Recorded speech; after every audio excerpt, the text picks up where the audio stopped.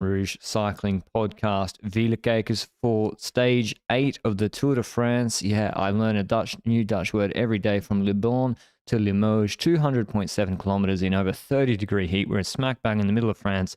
Not much wind, not much reprieve from that heat. And it's a hilly finish to this stage. It's not a straightforward sprint like in Bordeaux yesterday.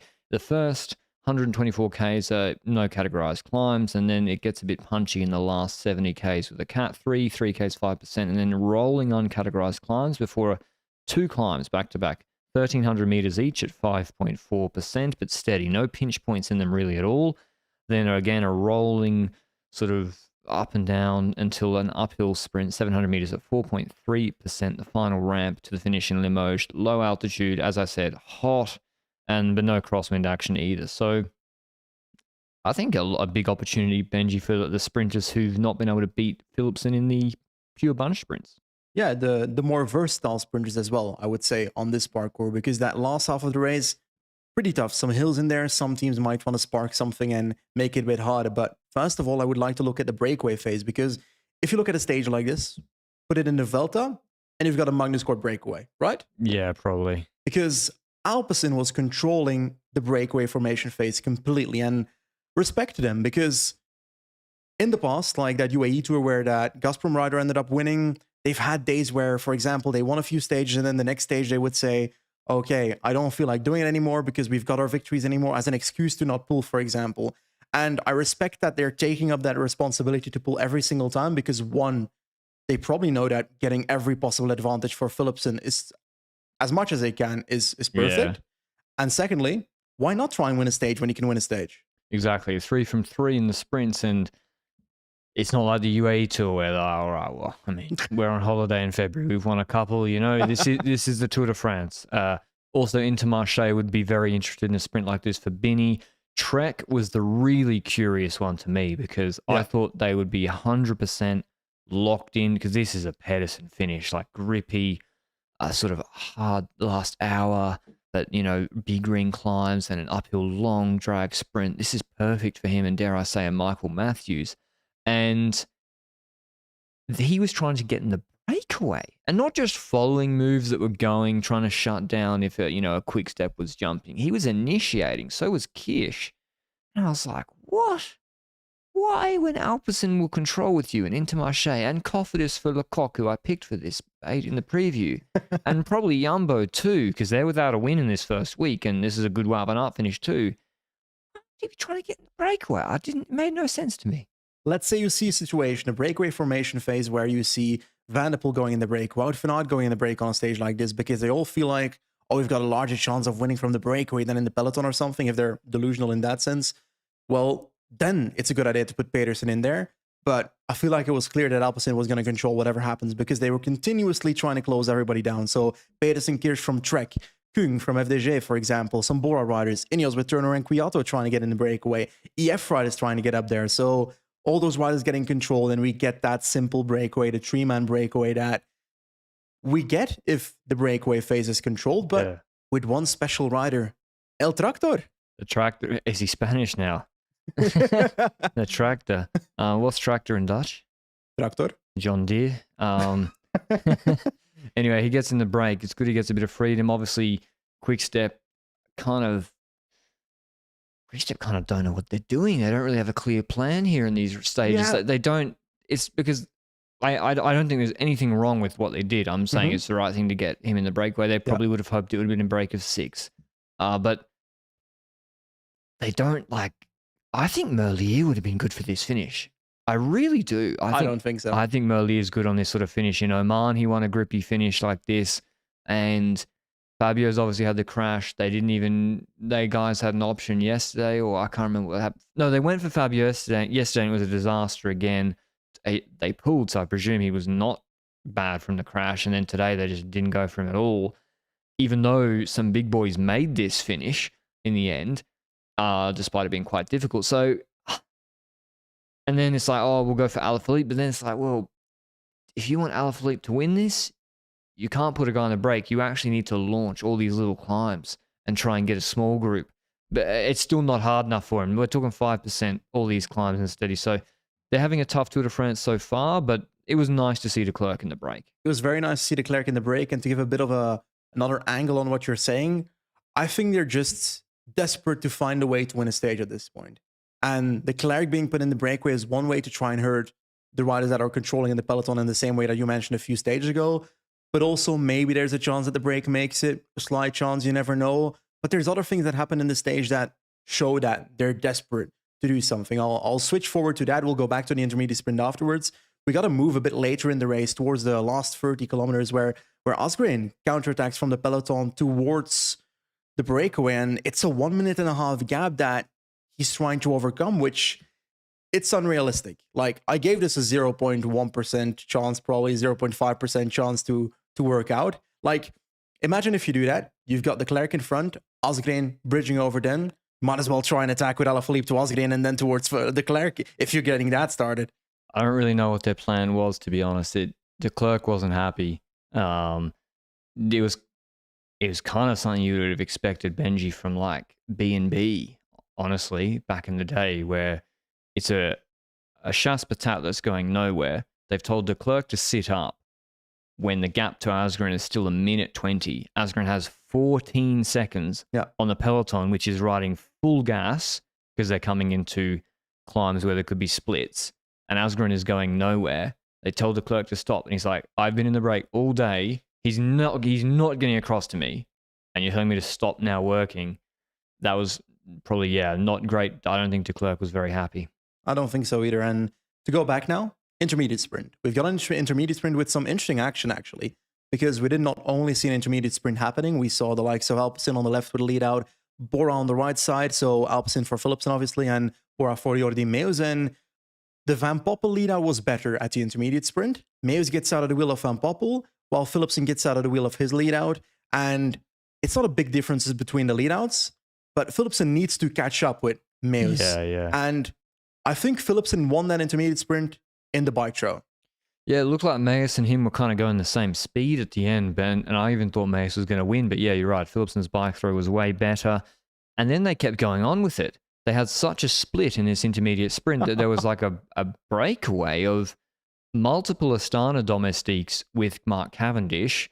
There was multiple Alpecin riders with Jasper Philipsen, and Binny was in there too, and Lecoq. So the big team that missed out was basically, I don't know if Pedersen was in there or not. The big team that missed out was Jumbo-Visma because Van Aert's not going for these intermediate sprints at all. And so now there's like multiple teams with strong rouleurs riding really, really hard.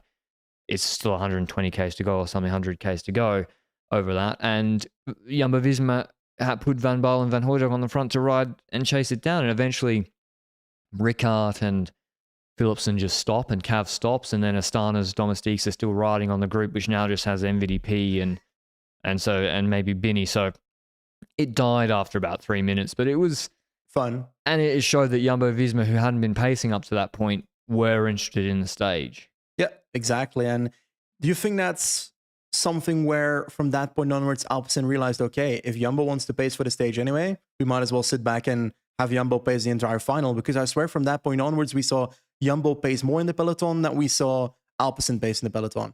After that point, yeah, Alpecin did put one, and then Cofidis and Intermarché put multiple riders. Then Trek put riders, and at that point, Alpecin's like, there's 4 teams.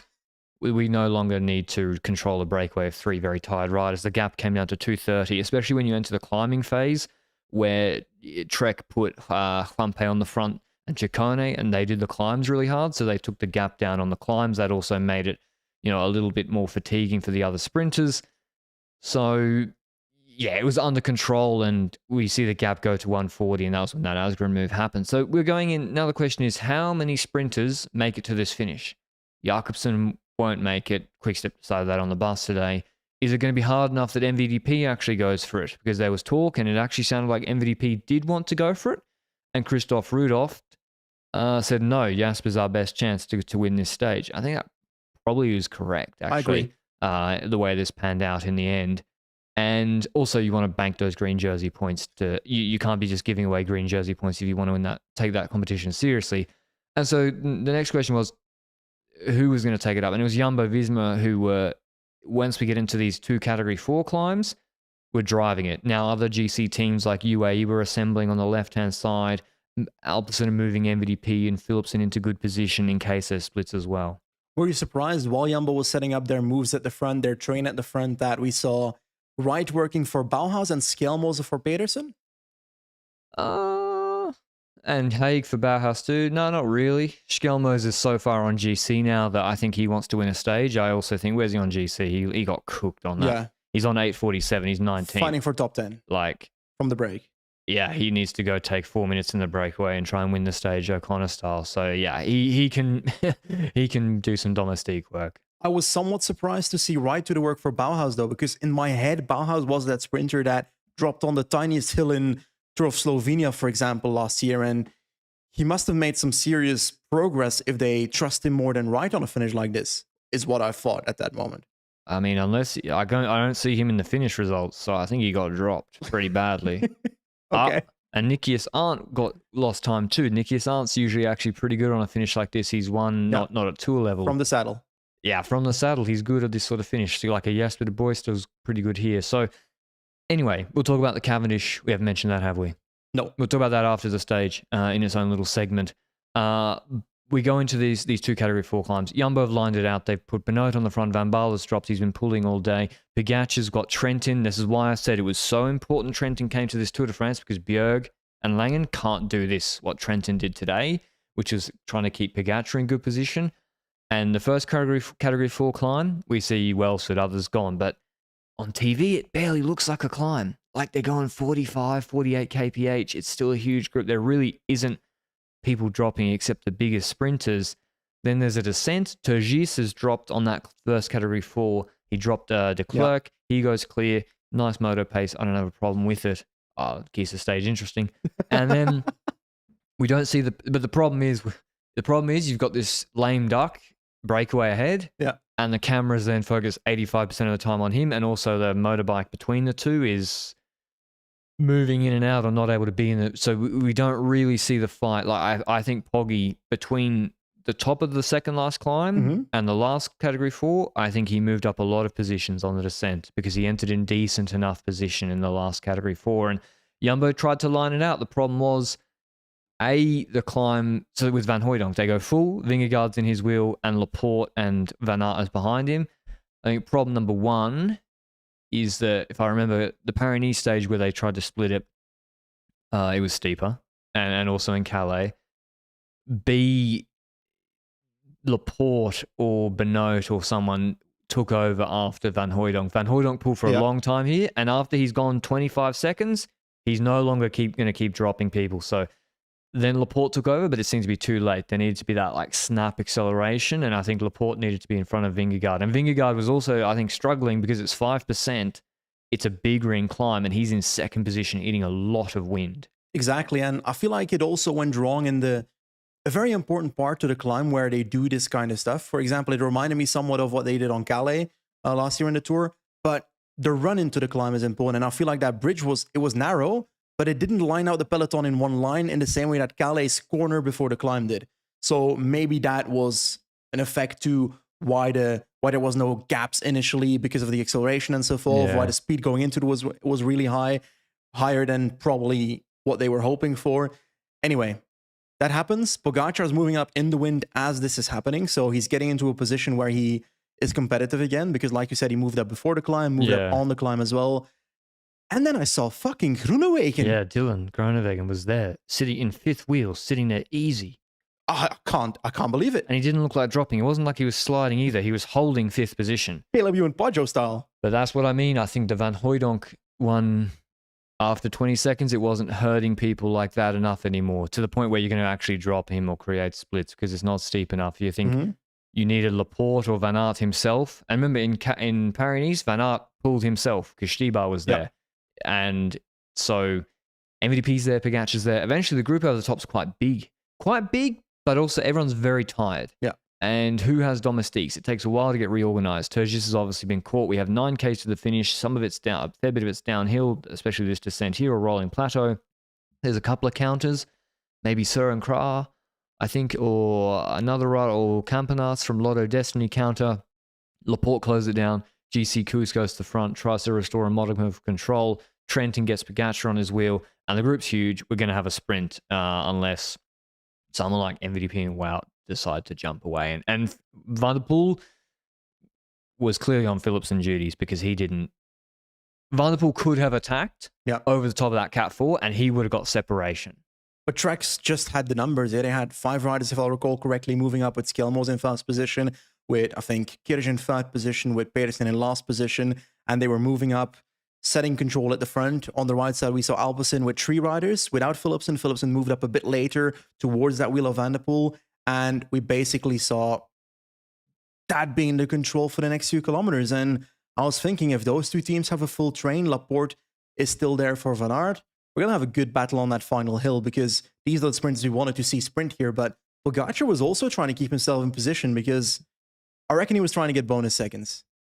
Pogacar? Yeah. Yeah, I think he was too. And he took some risks, you know. He was fighting Van Aert for Philipsen's wheel, and Van Aert didn't yield it this time, and he leant on him, and it was on his left wrist as well. So... Well, I mean, he really wanted those bonies, so it's a risk, you know, for 4 seconds and because I don't think he's winning, especially from a group that big. You know, you need a group of 20 with no Philipsen, no Van Aert, and just like you against Alaphilippe to really have a chance with a Trentin lead out. And the group was huge. It was like 45 deep, 50 deep. Exactly, and from that point onwards, we see the sprint trains going into the final stretch, into the final few corners, and we have a crash at this moment. I think it was somewhere which. It's 5.9 kilometers to go, roughly, where Yates and Landa were the victims, together with, I think, a Bora rider. I think it was 77 Poland. I'm not sure about it. And then Total Energy rider, Stef Cross, number 4 on his back. The arguably the best Belgian GC rider in front of Remco and Kian Uitenbroeks. 13th in the Tour at the moment, 15th at the Tour. I have no clue. Anyway, he was laying there, and hopefully he's okay, because it actually didn't look too great. So banged up. Let's hope he can continue the Tour de France. If not, let's hope he's in an okay situation. But yeah, it was sprinting time, eh? It was, and Simon Felipe, he would lose 47 seconds. He did have a rider bring him back. Obviously, they're still going for Groenewegen in the sprint. I'd say, you know, he'd lose GC positions today. But yeah, we go into the sprint.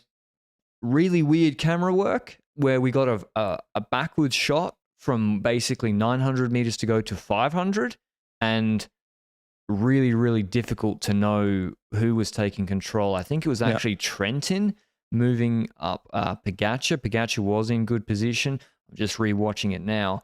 It was Trentin. Alaphilippe was on his wheel. Mezgec was there. He moved up Groenewegen. He was there. And then Laporte jumps at like 450. 450 he moves, and he starts his sprint. And I think Laporte, first of all, he's got Alpecin on his left-hand side. I thought the play would have been to close off Alpecin. Binny's also nowhere. He's out of position again. I thought the play would have been to close off Alpecin.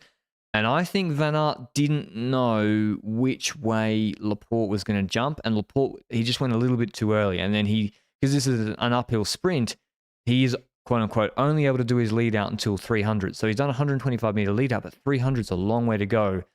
And MVDP jumps. And so Laporte's left a gap to the barrier for Van Aert to jump through. And there's obviously space to his open left-hand side.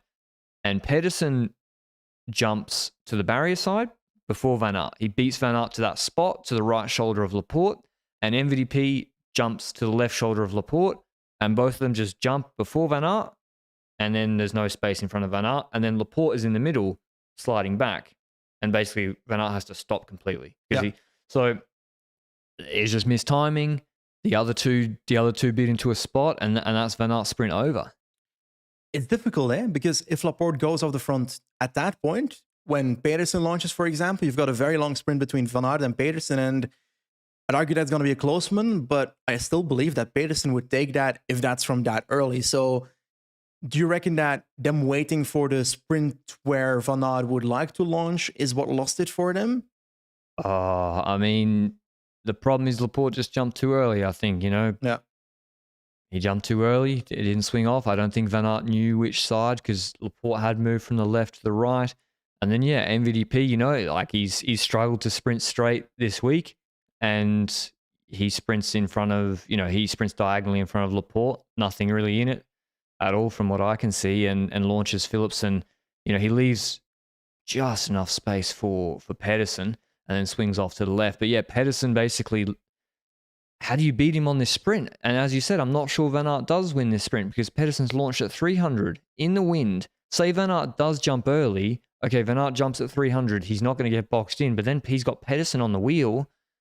And Pedersen beats Philipsen easily after Philipsen got a way better lead out than Pedersen. So Pedersen's just too good on these sort of sprints. He is so good with this like real 20 seconds. Like he's launched it like in this video at 50 seconds and he crosses the line. He sprinted for over 20 seconds full gas. And that's the difference between these and Philipsen, the sprints he's won. He's not sprinting for 20, he's sprinting for 10. 12 seconds maximum when MVP gives him a flat lead out. So that's why I was so curious why they tried to get Pedersen the break today. Because, yeah, the best stage of him so far, and he duly does the business. Lidl Trek will be happy. They get in the first week a return on their investment, a Tour de France stage win. They'll be very, very happy with that. Beating Jasper Philipsen, who still, even second, you get a lot of green jersey points. Van Aert third, he came back very, very quickly and just pipped Groenewegen for third.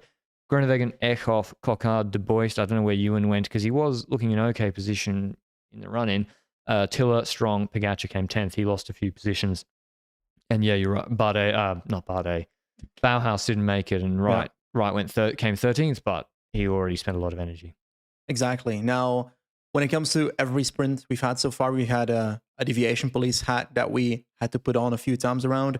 Today, there was some rumor on social media that Van der Poel had elbowed Laporte out of the way, but that's just not fucking true. So Laporte moves left into Van der Poel, and that's what I mean. Like, I don't think Wout knew which side Laporte was going to give him. Yeah. Or maybe he just thought it was too early. But if you hesitate with 300 to go, and Laporte's decelerating, and other guys are just going to jump, and so you're kind of pot committed at that point. You have to jump if you're Van Aert. Otherwise, you get boxed. And even, you might have been the fastest, you might have been the strongest. If you get boxed, it doesn't matter. Pedersen took his opportunity. It takes cojones to jump with 300 uphill. And yeah, he was the best and he won. Should Laporte have chosen a barrier side? Because usually when it comes to these leadouts, we see Van Poppel, for example, taking one side so that his sprinter is in his wheel. He's by the barrier so that he can go to the left and the sprinter can lodge between Van Poppel and the barrier. I think he should have gone to the side he was already on and closed Alpecin.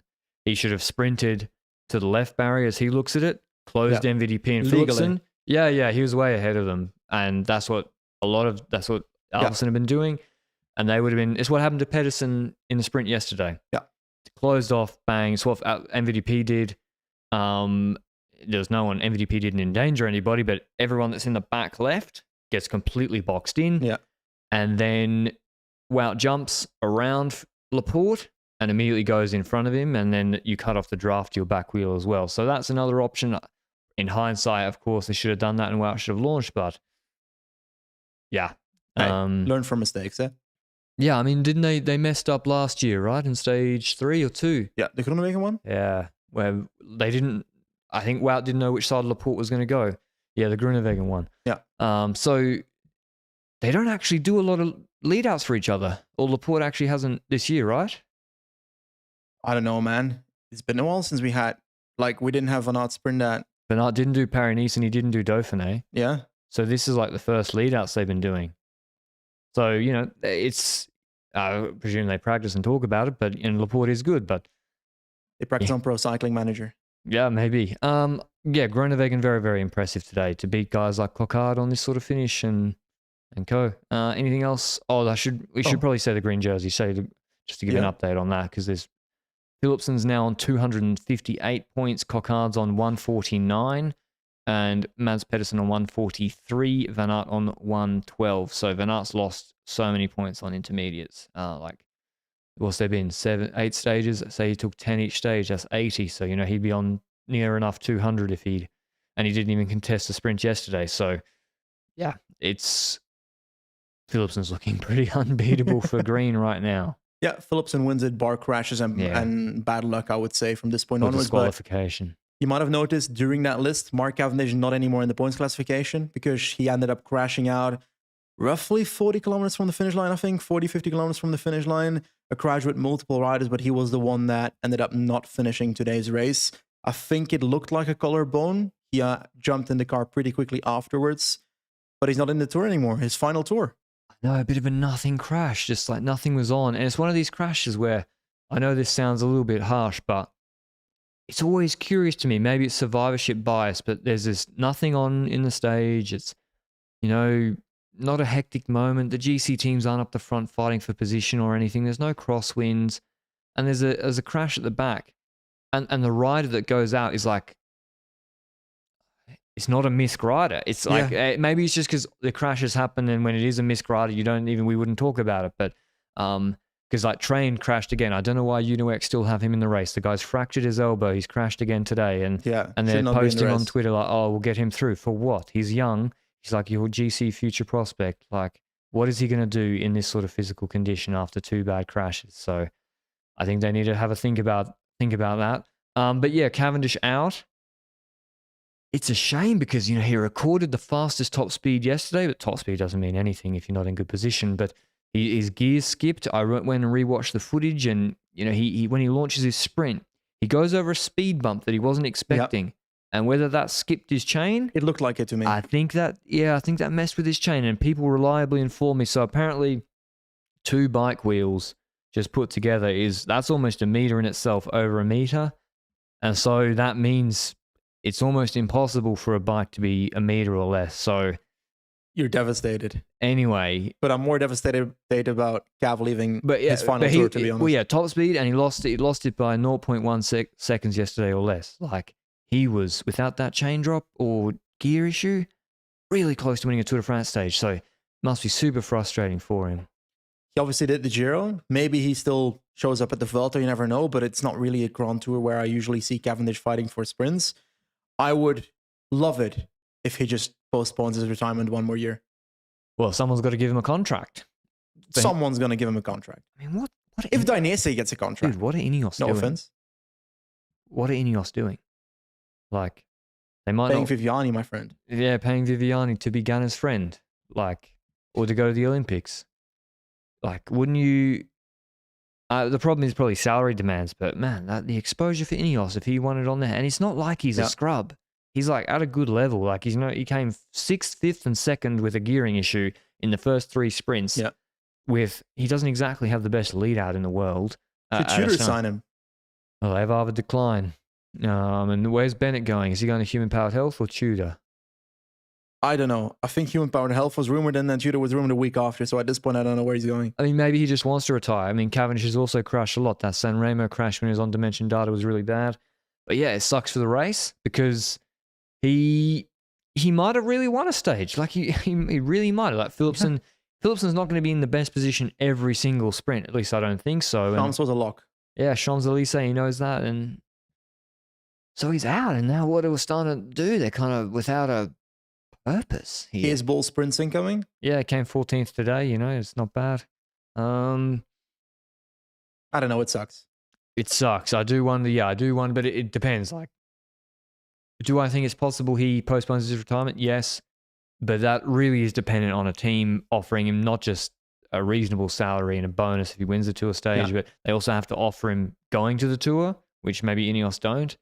And also, they have to give him some sort of lead out. Otherwise, you're just going to waste a year. You could crash. You have frustrations. And you could just rinse and repeat this again. But it depends. He loves the sport. Yeah, sucks.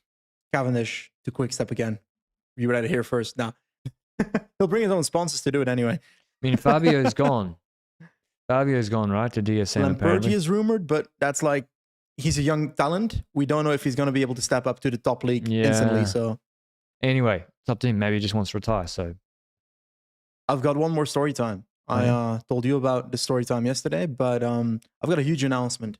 For 2 years, I have lived in exile. I've been abandoned. I've been thrown away like dirt by the Astana social media managers on Twitter. Oh, I was blocked because I tried to get an interview with Aramburu on this podcast.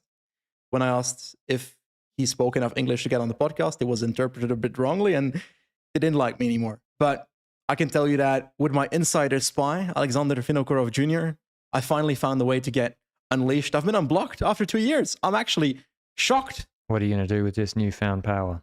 Has it influenced Cavendish's crash? What did they've let you back into the fray and your bad karma for them? That's entirely possible. It seems a bit of a coincidence, but yeah, I don't know. That's good for you. That's good for you. Let's see how long you last. I wouldn't tweet what you just said. Get yourself blocked pretty quickly, I think. Oh God, I'm terrified already. Tomorrow's stage 9, the last stage before the first rest day on Monday, which we're all looking forward to. This has been a jam-packed first week of cycling, or the Tour de France, from Saint-Léonard-de-Noblat to Puy-de-Dôme. They haven't used this finish since, I don't know, Bahamontes in the 50s or something, or maybe it was more recent than that. They did some big numbies. I reckon they were on all sorts of stuff, like because they were using like 10 kg bikes, and you see the climbing times they did in the 50s on Puy-de-Dôme. It's mental. Like, what do you reckon they were on? Is he alive to sue me? I don't know. Can his estate sue me? I mean, it wasn't even illegal then, was it? I don't know. Dude, he's still alive. He's 94. I'm not going to say it then. Out of respect for him. But yeah, they did some quick times up Puy-de-Dôme back in the day. Anyway, Rolly stage. This is going to be hot. Again, we're going, from west of Clermont-Ferrand, basically in the middle of, smack bang in the middle of France, just going west over this rolling up and down terrain. It's not high altitude. It's sort of midi mountains, 500 meters, 700 meters high. But the climbing isn't. It's like 5Ks 4%, 2Ks 5%, but they're the categorized climbs. There's not actually much flat in this, actually. And the first intermediate sprint's actually at the end of 5Ks 4%. I think Pedersen and Trek need to form a breakaway and try and take back 23 points on Philipsen tomorrow. It's a really good opportunity to do so. And also they should be trying to have Pedersen as a tug buddy for Ciccone or Schelmoser in the breakaway. Remember the stage where Van der Poel was in the break and we didn't figure out why he was in the break? He didn't even sprint for the IS. Van der Poel said that Philipsen was supposed to be in the break, but they failed to do so. And that's why he was just playing around that stage in the break. So maybe they'll try it again this stage. And still didn't sprint to the IS to take away IS points. Okay, good point. You can just drop back from the break, save energy. I agree. But tomorrow, I don't necessarily see Philipsen not responding to Pedersen if he tries to go in the breakaway. 5Ks 4% in the first 23Ks, and it's hilly before then. I think it'll be tough for him. And also the thing is, like, Philipsen has such a major difference that he's destined to win more sprint stages in this tour. Yeah. So if that continues, then he has no need for these sprints, and he might need to think about recovering and making sure he reaches Paris as well. Yeah, and Pedersen's not looked that good in the pure bunch sprints. Yeah. His lead-out's not there. Sturven and Kirsch were good today. Anyway, the medium mountains last for about 150 kilometers. Then they descend into Clermont-Ferrand, which is where Remy Cavagna is from, and I think Bardet lives there, according to Luke. And they do the Puy-de-Dôme afterwards. 12.6K, 7.8%. It's an all-category climb, and it's a fake news climb. This is the prototypical fake news climb. The first 4 kilometers are 7.5%. Then the 5th kilometer is 5%. Then 2 false flat kilometers, which will basically feel flat to the riders at 2%. Then 5.5%, the 8th K.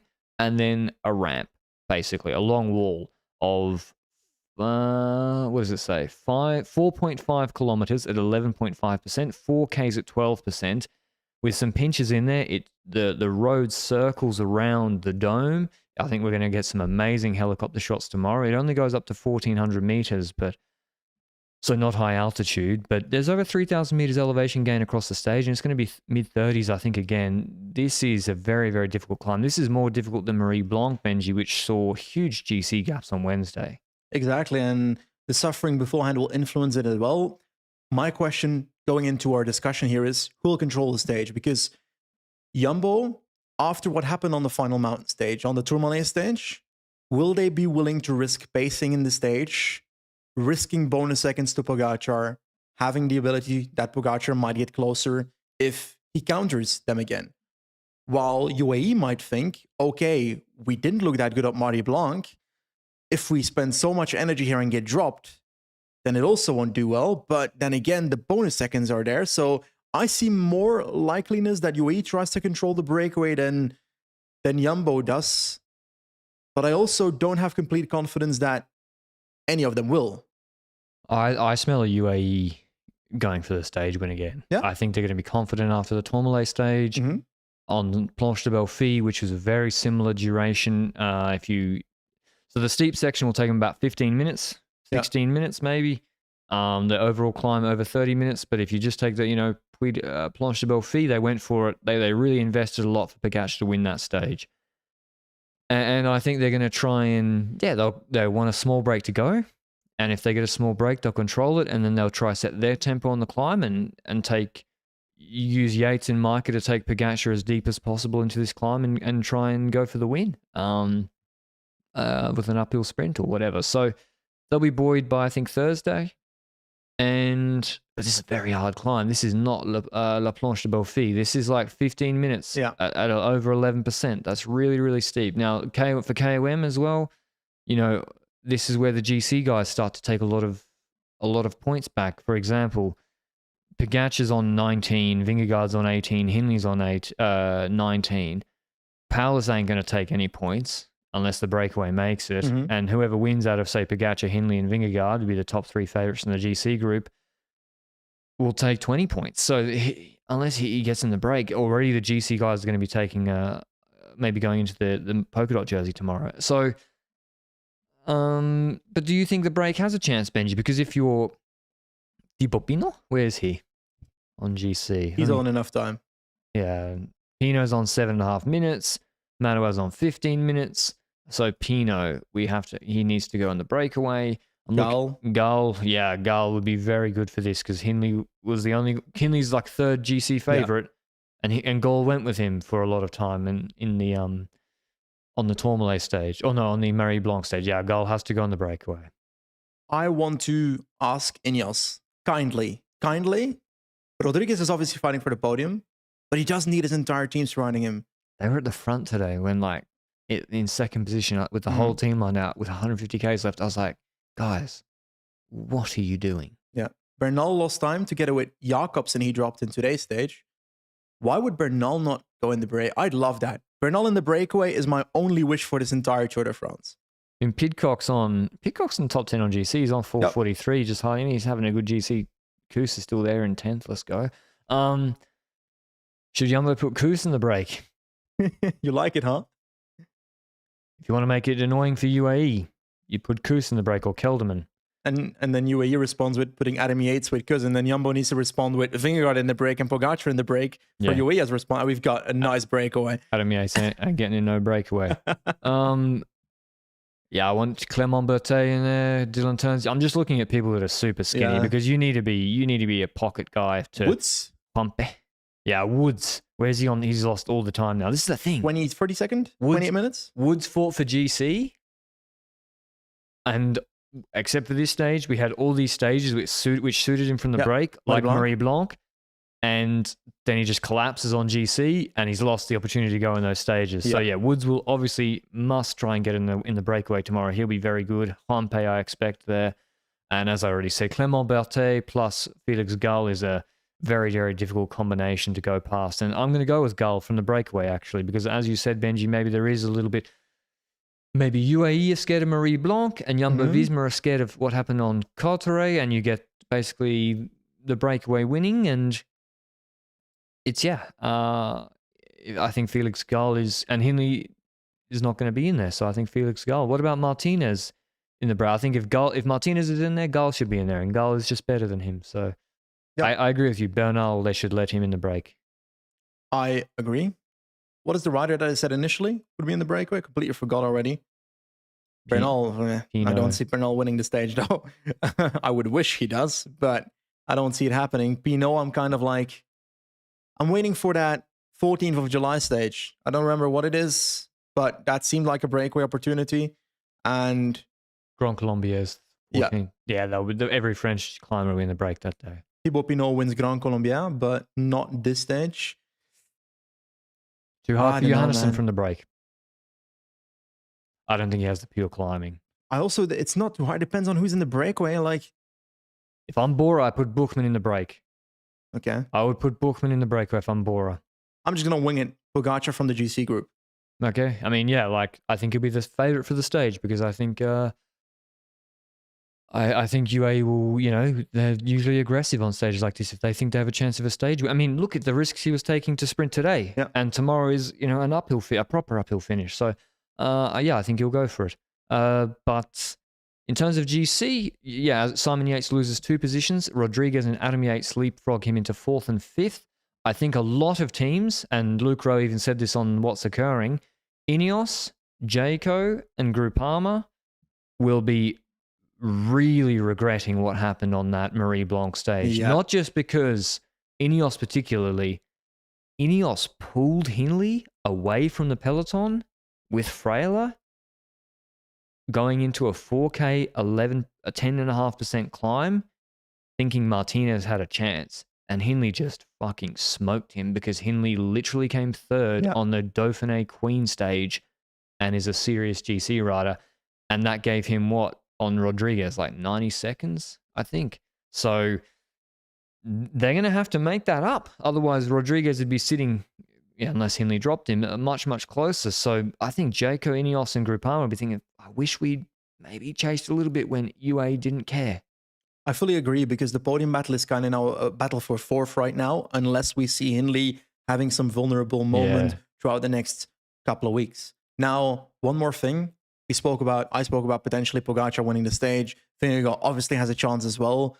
It's very difficult for me to predict based on this final what's going to happen because Marie Blanc looks like the last 4 kilometers of Puy de Dôme. So on paper, you'd say, Vingegaard will drop Pogacar here based on Marie Blanc. But on the other hand, I also didn't expect Vingegaard to drop the day after from Pogacar, who looks fucking strong after Tourmalet. So I'll be honest, I've got no clue who will drop who. But I do feel like there's going to be a gap between the two. Yeah, I think it's difficult to really come to the line in a sprint. It's not like Planche de Belfi. Planche de Belfi was 22 minutes, I think. And the first 18 minutes was like 5.5 watts per kilo and pretty not chill, but it was a big group. And then the last 4 minutes, Micah did a big lead out, pulled off, Poggy surged. And then the last 4 minutes were absolutely full gas because it's steep at the last K of Super Planche de Belfi it was last year. This is different. There are going to be big GC gaps between, unless Pogacar and Vingegaard completely souplesse, because Hindley should be good on this. Yeah, Hindley should be really good on this finish. It's like Fedaya, it's like Marie Blanc. It's a 15 to 20 minute, very steep effort, and he's lightweight. Rodriguez also. So, and Yates, I don't know how much that crash affected Simon today. So it's difficult to see the 2 big guns not going clear. But yeah, I also don't think it'll be a sprint. It's too hard. It's not like Planche de Belfi. It's not like Grand Colombier. If Vingegaard does his best numbers like he did on Marie Blanc, he drops Pogacar. But he did, on Col Touré, he got dropped. So we'll see. We'll see if he can repeat the Marie Blanc performance. Otherwise, Poggy might be taking another 20 seconds plus some bonies. You know what I hope? That after tomorrow's stage, they're both within 2 seconds of each other in GC. Well, that would be the case, right? That would be, Poggy taking 18 and 4 or something. 18, And he's 25 seconds back now. And then we go into the first rest day basically on a deadlock. That'd be great. Yeah, going into the second week, going into a deadlock. So big GC day tomorrow. Maybe the breakaway has a chance too if a team doesn't want to control 168 Ks of hot and heavy, Jesus, what's we're doing a cycling podcast here, of hot and up and down parkour. But yeah, we'll be back with the big ramp test tomorrow, historical finish. Hope you enjoyed the podcast, and we'll see you with a recap then. Ciao.